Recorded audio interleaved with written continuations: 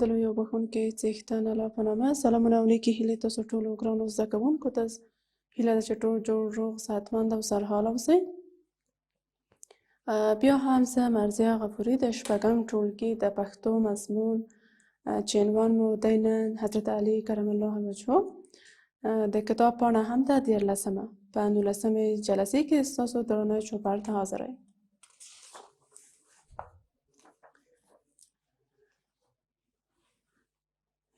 ګرانو زده کوونکو بیا هم تاسو ته وایم چې د خپل لوستونه د تیرو ورځو یعنې هر مضمون چې وي تیر درسونه ټول تکراروئ ځان سره، ځکه چې که چیرې تکرار نشي نو ستاسو له ذهنه ووځي. بیا هم د تل په شان د بسم الله الرحمن الرحیم په ویلو سره روزو خپل درس پیلوو. ګرانو زده کوونکو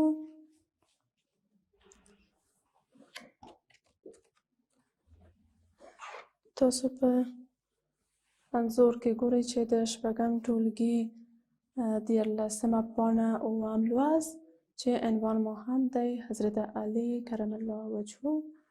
دا لوست تاسو ته وړاندې کوم. ګرانو زده کوونکو مخکې له دې چې زه لوست پیل کړم دا ویل غواړم تاسو ته چې په دې درسي ساعت کې بیا هم کومه موخه چې موږ لرو چې باید هغه ته ځان ورسوو هغه تاسو ته وایم چې لومړۍ موخه مو هم ده د حضرت علي کرم الله وجهه پیژندنه ده چې تاسو یې وپیژنئ. دویمه موخه مو هم ده چې د حضرت علي کرم الله وجهه د خلافت په هکله تاسو وپوهیږئ. او د تل په شان بیا هم زموږ درېیمه موخه دا ده چې تاسو متن سم لوستلی وشئ او لیکلی وشئ، یعنې د متن سم لیکل او لوستل ستاسو زده شي چې د هره ژبه کې کله چې موږ غواړو یوه ژبه زده کړو نو تر ټولو مهمه دا ده چې موږ پکې هم لیکل زده کړو هم لوستل او یعنې خبرې هم چې کله کوو دغه تورو یا هم د جملو سم تلفظ او سم کارول د هغې ژبې د تورو دي چې زه په هر درسي ساعت کې دا چې نظر په عنوان تاسو ته دغه عنوان موخې وایم چې تاسو باید دغه موخو ته خپل ځان ورسوئ. دغه ترڅنګ زه تاسو ته تل وایم چې د متن لوستل او لیکل، ځکه چې دا هم ډېره مهمه ده چې تاسو لیکل او لوستل سم وي. که چیرې تاسو تمرین ډېر ونه لرئ نو متن لوستلی نه شئ. که چیرې تاسو املا هم تمرین نه کړئ او املا کار ونه کړئ د لوستو نو بیا کله چې تاسو په هر ځای کې کوئ که په امتحان کې هم تاسو خپله ځواب هم په ذهنونو کې وي خو املا چې ونه لرئ سم یې ونه لیکئ نو هغه وخت ده چې ستاسو ښوونکی د هغه څخه مفهوم اخیستی نه شي، نو ستاسو زحمت له منځه ځي. نو زه کوم چې تاسو املا مو هم په دقیق ډول تعقیب کړئ او املا هم کار وکړئ. بسم الله الرحمن الرحیم 9م لوست حضرت علي کرم الله وجهه. تاسو ته متن لولم. ګرانو زده کوونکو په دقیق ډول ورته غوږ ونیسئ. حضرت علي کرم الله وجهه په زړورتیا شهرت درلود. پلار یې ابوطالب نومیده. له هجرت څخه 21 کاله مخکې په مکې معظمې کې زیږېدلی او د حضرت محمد صلی الله علیه وسلم څلورم یار. حضرت علي کرم الله وجهه له وړکتوب څخه د حضرت محمد صلی الله علیه وسلم سره مینه درلوده او د هغه د اخلاقو پیروي کول. کله چې حضرت محمد صلی الله علیه وسلم د خدای جل جلاله لخوا پیغمبر وټاکل شو، حضرت علي کرم الله وجهه لومړی کوچنی ماشوم و چې ایمان یې ورباندې راوړ او د اسلام په مبارک دین مشرف شو. بیا یې هم لولمه. حضرت علي کرم الله وجهه. حضرت علي کرم الله وجهه په زړورتیا شهرت درلود، یعنې یو زړور انسان و، ځکه نو ټولو خلکو ترمنځ یې په د زړورتیا کې یعنې شهرت درلود او ټولو په همدغه صفت باندې پیژنده. پلار یې ابوطالب نومیده. له هجرت څخه 21 کاله مخکې په مکې معظمې کې زیږېدلی، یعنې 21 کاله مخکې د هجرت څخه په مکې کې زیږېدلی دی، د هجرت څخه 21 کاله مخکې. او د حضرت محمد صلی الله علیه وسلم څلورم یار. دې هم تاسو پوه شوئ چې څوهم یار و د حضرت محمد صلی الله علیه وسلم؟ څلورم یار. حضرت علی کرم الله وجهه له وړکتوب څخه د حضرت محمد صلی الله علیه وسلم سره مینه درلوده. یعنې کله چې حضرت علی کرم الله وجهه ماشوم و، دغه ماشومتوب یا وړکتوب څخه د حضرت محمد صلی الله علیه وسلم سره مینه درلوده او د هغه د اخلاقو پیروي کوله. یعنې د یوه ښه ماشوم په توګه د به تل غوښتل چې د حضرت محمد مصطفی صلی الله علیه وسلم له اخلاقو څخه پیروي وکړي او کوم کارونه چې زموږ پیغمبر حضرت محمد مصطفی صلی الله علیه وسلم کول، ده به هم هماغه کارونه کول، ځکه چې یو چا سره چې موږ مینه ولرو، هغه زموږ د ژوند الګو وي، نو معلوم داره چې غواړو د هغو د اخلاقو څخه، د هغو د کړو وړو څخه پیروي وکړو. نو مهمه هم په ژوند کې همدا ده چې انسان باید د خپل د ژوندانه پرمختګ او د دین او دنیا لپاره یو داسې شخصیت وټاکي او د هغه د اخلاقو څخه پیروي وکړي چې زموږ دنیا هم پرې اباده شي او آخرت مو هم.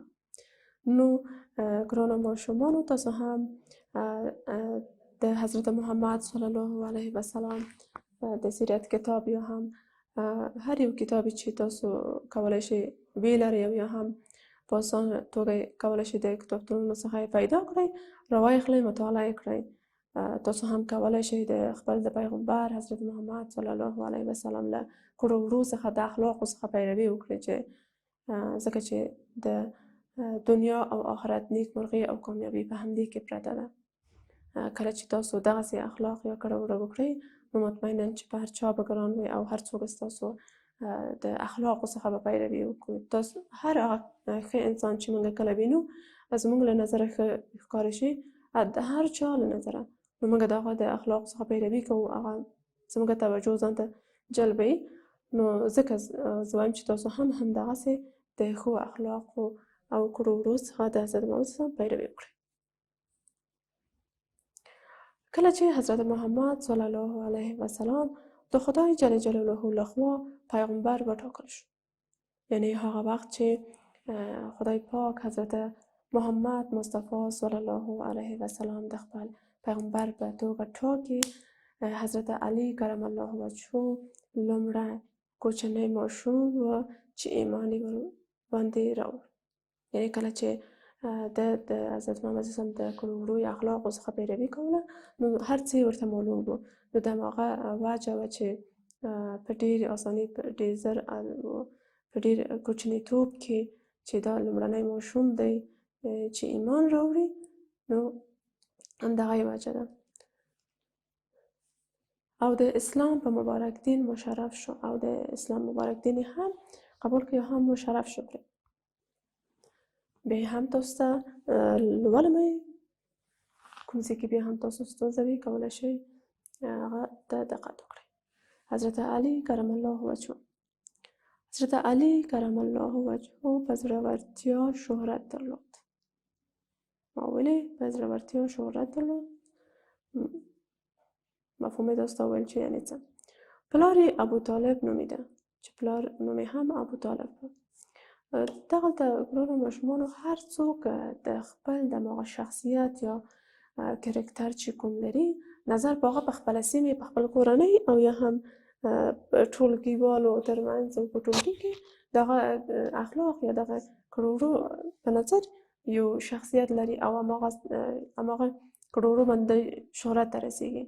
نو انسان باید هڅه وکړي چې دغه کړې وړې یو مثبت وي، نه چې منفي خواته وي، خدای نه کړه. نو دغسې حضرت علی کرم الله وجهه هم په زړورتیا کې شهرت درلود. له هجرت څخه 21 کاله مخکې په مکې معظمې کې زیږېدلی، چې له هجرت څخه مخکې و 21 کاله مخکې له هجرت څخه په مکې کې زیږېدلی و. نو ګرانو ماشومانو، تاسو هم هڅه وکړئ چې هم باادبه اوسئ او د په چوکاټ کې همدغسې خپله جرأت هم ښه وي تر څو چې هغه ښه شخصیت چې تاسو لرئ په هماغه باندې تاسو شهرت لرئ او ټولنه کې تبارز وکړئ. او بل مو هم وویل چې دغه حضرت علي رضی الله تعالی عنه د حضرت محمد صلی الله علیه وسلم څلورم یار و. که چېرې تاسو په امتحان کې راځئ چې حضرت علي کرم الله وجهه د حضرت محمد صلی الله علیه و آله وسلم څوم یار و، تاسو باید پوه شئ چې څلورم یار. او بل هم دا چې حضرت علي کرم الله وجهه وایي له وړکتوب څخه د خپل پیغمبر یعنې د حضرت محمد صلی الله علیه وسلم د اخلاقو څخه پیروي کوله او کله چې حضرت محمد صلی الله علیه وسلم د خدای پاک څخه د خدای پاک له طرف د پیغمبر ټاکل کېږي نو هماغه وخت وي چې حضرت علي کرم الله وجهه د یو کوچني ماشوم په توګه لومړنی ماشوم وي چې دی ایمان راوړي او د اسلام مبارک دین ته مشرف کېږي. ګرانو ماشومانو دا د حضرت علي کرم الله وجهه د ژوند په باب دغه لنډ معلومات چې تاسو ته ویل چې په دې کې یو دا و چې په زړورتیا کې ډېر شهرت درلود خلکو منځ کې. د پلار نوم یې څه و؟ ابوطالب به چیرې زېږېدلی و؟ په مکې معظمې کې زېږېدلی و. څوم یار د حضرت محمد صلی الله علیه وسلم څلورم یار و او دا کوچنی لومړنی ماشوم و چې ایمان یې راوړی و ځکه چې د حضرت محمد صلی الله علیه وسلم د کړو وړو څخه د ماشومتوب څخه یې پیروي کوله نو همدغه وجه وه چې د ایمان راوړه د کوچني ماشوم په توګه. ګرانو زده کوونکو بیا هم زه د دې لوست پاتې برخه تاسو سره پر مخ بیایم تر هغې چې بیا ستاسو درانه چوپړ ته حاضرېږم. تاسو لوی او بښونکي خدای ته سپارم. الله مو مل شه. ښه وخت.